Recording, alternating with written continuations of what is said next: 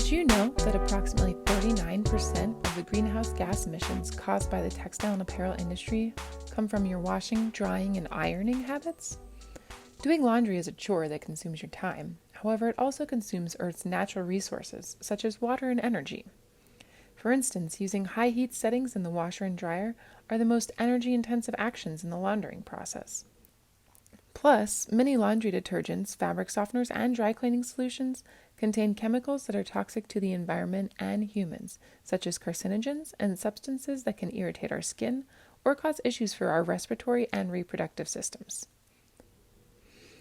Your laundering behaviors could be harmful to your clothes as well. High heat and the rough and tumble action of the washer and dryer degrade fabric quality, reducing the lifespan of your clothes.